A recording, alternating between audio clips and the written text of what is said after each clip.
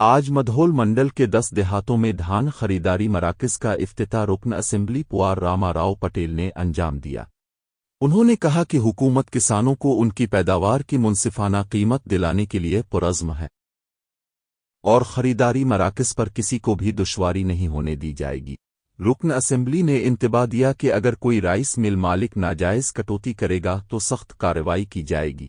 मजीद पुआर रामाराव पटेल ने कहा कि हुकूमत हर किसान के धान के एक दाने की खरीदारी के लिए पाबंद है और किसान दलालों के बहकावे में ना आए।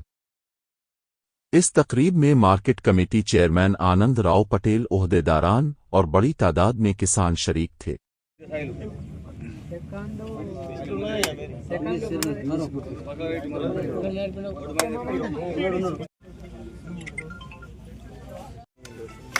ఇటు చూడండి, ఇటు కొద్దిగా అలా చెప్తాను.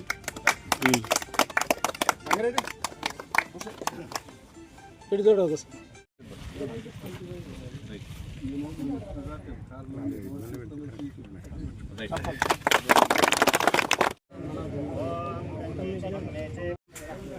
ప్రభుత్వం ఆదేశాల అనుసారం పౌర సరఫరాల శాఖ మంత్రి ఉత్తమ్ కుమార్ రెడ్డి గారు, అదేవిధంగా రాష్ట్ర ముఖ్యమంత్రి రేవంత్ రెడ్డి గారు ప్రతి సంవత్సరం లాగా ఈ సంవత్సరం కూడా ఎంఎస్పి రేట్లో ప్రతి ధాన్యం కొనాలని గవర్నమెంట్ నిర్ణయం తీసుకుంది.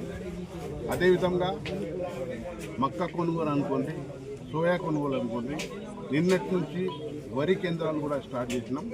సన్నం దొడ్డు వరి, సన్నం వరి నిన్న దాదాపు లోకేశ్వర్ మండలంలో 17 కేంద్రాలు స్టార్ట్ చేసినాం. ఈరోజు ముదోల్ మండలంలో 10 కేంద్రాలు స్టార్ట్ చేస్తున్నాం. బైంసా మండలంలో, కుంటాల మండలంలో ఒక వారం రోజులు వరి లేట్ ఉంది. అది కూడా త్వరగానే రైతాంగానికి ఆదుకున్న కోసం ప్రభుత్వం రెడీగా ఉంది.